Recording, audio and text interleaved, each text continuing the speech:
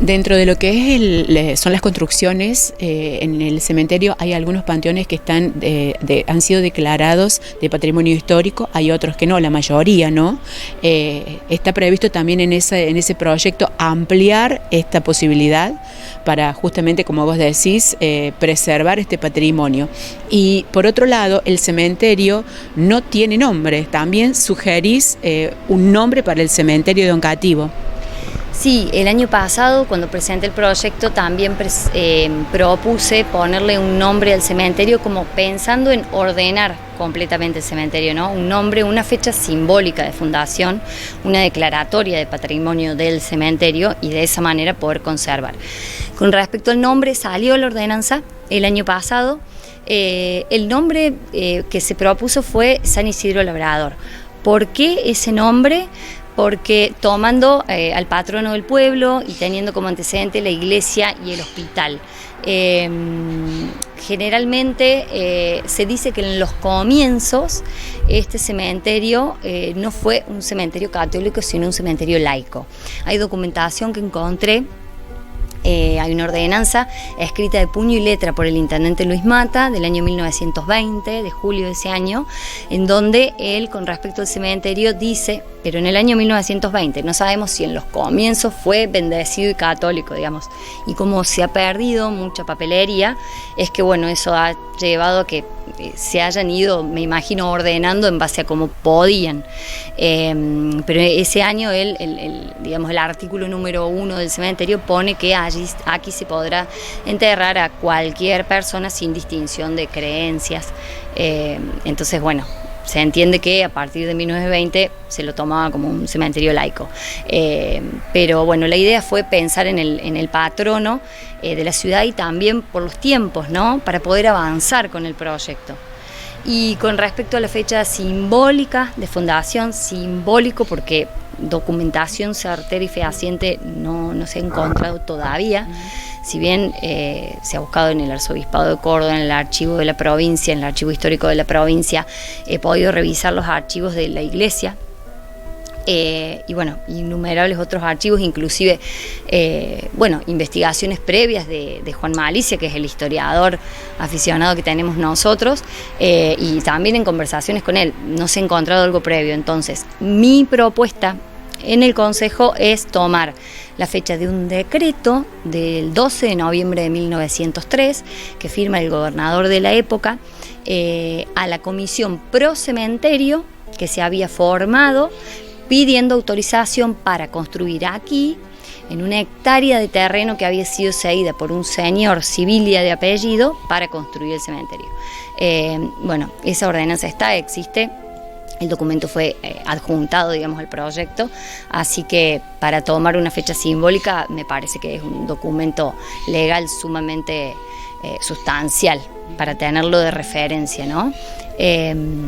Así que bueno, y de ahí en adelante sí vengo trabajando desde el año pasado en todo lo que es un relevamiento y censo de toda la parte del sector C, o sea, de este Campo Santo, que es en donde están los enterramientos y las tumbas, algunos sin identificación, pero es importante tenerlo censado, poder tener el plano real de eso y para poder declararlo de interés municipal o patrimonio cultural y que no se pueda levantar ninguna tumba, ni romper, ni construir sobre eso.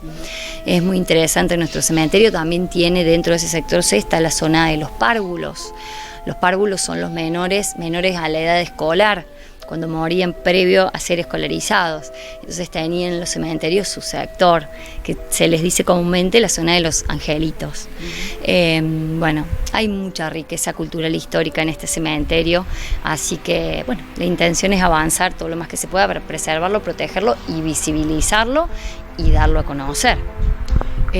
¿Pudiste encontrar la tumba más antigua? ¿Ese dato lo tenés? Sí, la tumba más antigua es del año 1903 también, del señor Luis Micheli, y su lápida está sumamente legible. Esa es la más antigua visible. Se supone que unos meses antes, el primer enterrado fue otro ciudadano de Oncativo, pero no se ha encontrado tumba ni lápida. Hay algunas versiones, digamos, de que dicen dónde podría haber sido que se enterró esa persona, pero no se ha encontrado algo anterior por ahora. Tuviste una expresión y que habla acerca de quitarle el morbo, ¿no? A este proyecto, esta propuesta y a esto de convertir este espacio en un espacio de patrimonial y turístico. ¿Cómo se logra? ¿Cómo es el trabajo para desvincular este espacio del morbo? Y lo primero es venir, caminarlo, recorrerlo, mirarlo, observarlo. Y en la observación uno se encuentra fuera del morbo con lo arquitectónico, ¿no? Lo arquitectónico y lo histórico, y entonces lo cultural. Es como que van de la mano. Uno puede tener una mirada arquitectónica y recorrerlo en base a los estilos que hay y mirarlo desde ese lugar, como cuando uno va a recorrer iglesias a otra ciudad, a otro lugar, a otro país, y esto se logra con educación, leyendo, interiorizándose, preguntando, investigando. Entonces hay que recorrer, hay que mirar más allá de que esta sea la ciudad de los muertos, como decían los padres de aquellas épocas, los describían así en sus sermones, digamos, pero bueno, hay que mirarlo como eso, ¿no? Esto es un sitio arquitectónico y es una ciudad, ¿sí? Y es importante entender que la relación entre el patrimonio y el turismo es porque el patrimonio es una conversación constante entre el pasado, y el turismo nos trae al presente. Entonces, mirándolo de ese modo, es que podemos sacarnos un poco los prejuicios o el morbo y algo que es importante, ¿no? Y creo que todos lo sabemos. El cementerio es esto, ¿no? Un espacio silente de descanso. El tema es qué hacemos los vivos con los cementerios. El cementerio es esto, un espacio arquitectónico, un sitio silente, y también un museo a cielo abierto. El tema es cómo los vivos miramos estos espacios, y que por ahí tiene que ver también con los acervos culturales. ¿Y qué valor le ponemos? Exacto. Entonces creo que lo primero es venir y mirar poniéndose los anteojos de la historia y la cultura, no poniéndose en un lugar de morbo. Y al fin y al cabo la muerte es tan natural como la vida, ¿no? Y es lo que más seguro tenemos los seres humanos desde el primer momento que llegamos a este planeta. Entonces creo que después uno se va acostumbrando. A mí me pasa, a todo lugar donde voy, no me puedo volver sin conocer. Lo primero que pienso cuando voy a un lugar es: quiero ver el cementerio de ese lugar y recorrerlo y sacar fotos. Y la verdad que el patrimonio funerario es muy interesante, entonces hay que conocerlo, hay que recorrerlo. Si de alguna manera se puede hacer una lectura, ¿qué se lee en esos patrimonios funerarios? ¿Cuáles son las lecturas? ¿Qué lees? ¿Qué ves? Bueno, hay muchas historias, ¿no?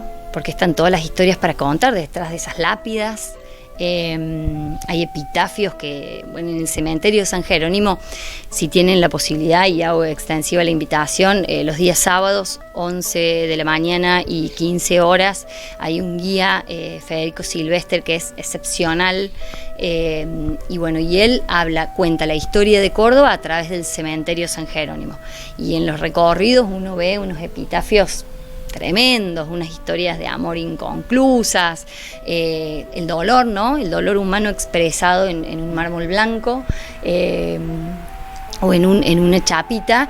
Entonces, uno encuentra historias, y al fin y al cabo eso es lo que somos los seres humanos, somos todas las historias que nos atraviesan desde que nacimos hasta el último suspiro, ¿no?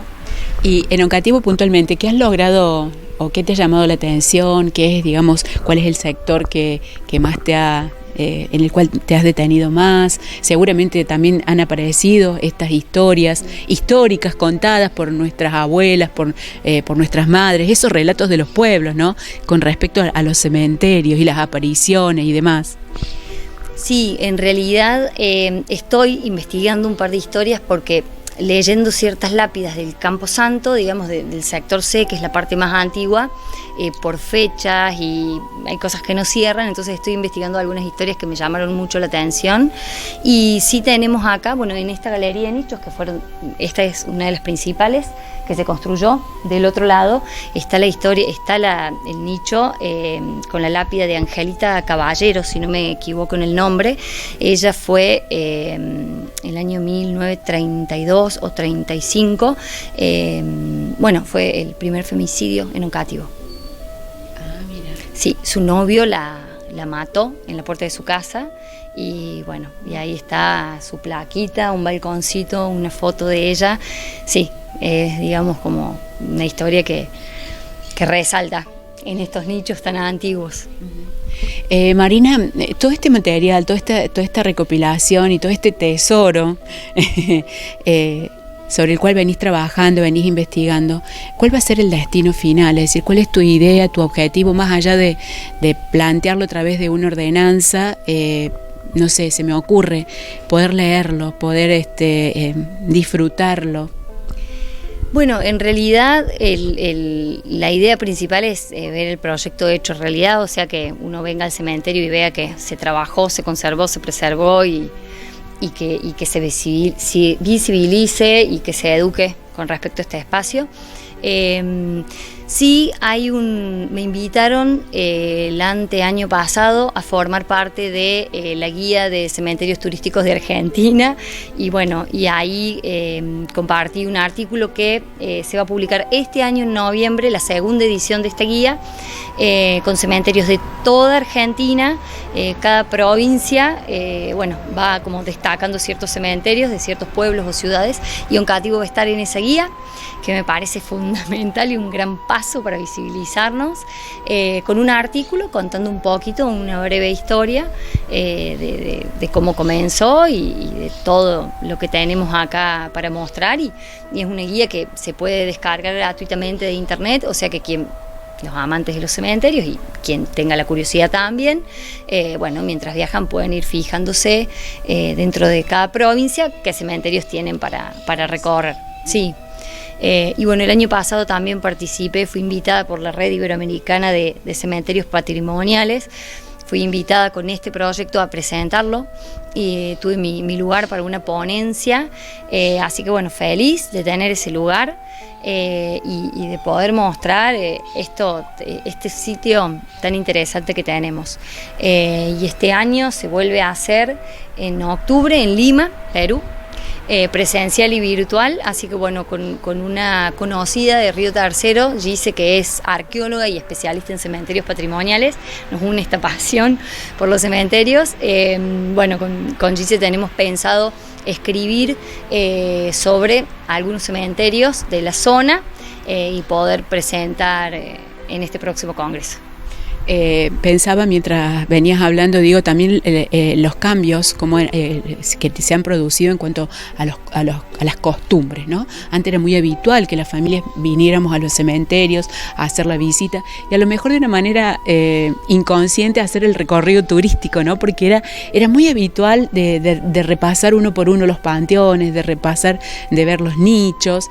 Eso por un lado se dejó de hacer y por otro lado también se ha mutado en cuanto al uso de los cementerios parques. Prácticamente estos espacios como el cementerio ya no se usan. Sí, inclusive se nos sumó hace unos años los cinerarios y que cada vez van como expandiéndose más esta idea. Sí, por eso creo que lo importante es conservar lo que tenemos. Toda esta riqueza que hay acá tiene que ser conservada y justamente el modo más eficaz de conservar y que no se pueda romper, destruir o volver a construir es consiguiendo una declaratoria de patrimonio. Exacto. Se comienza desde lo municipal, después se hacen los trámites para lo provincial y soñando mucho más adelante a nivel nacional.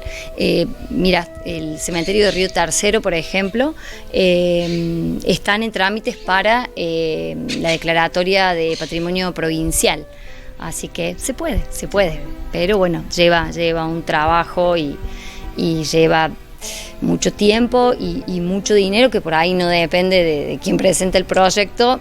Entonces, bueno, hay que adaptarse a esos tiempos a veces. ¿Algo que haya quedado y que no te pregunté y que quieras comentar, que quieras decir, Marina? Bueno, invitar a quien está viendo esta nota a recorrer el cementerio con estos anteojos desde lo histórico y lo cultural, tener esta mirada también desde lo arquitectónico y por favor conservar, no destruir, no vandalizar. No tiene ningún sentido el vandalismo, porque al fin y al cabo esto es algo que construyeron nuestras raíces, nuestros antepasados, y no habla bien de una sociedad que no protege su patrimonio, para nada. Entonces, nos eduquemos, preguntemos, investiguemos, leamos. Hay mucho material sobre patrimonio funerario, y de nuevo, ¿no? Dejar de mirarlo como un espacio morboso o como una cuestión tabú, y bueno, verlo como este lugar al fin y al cabo es el lugar al que todos vamos a llegar en algún momento. Entonces, bueno, mantener como esta ciudad de los muertos lo más conservada posible para ese momento.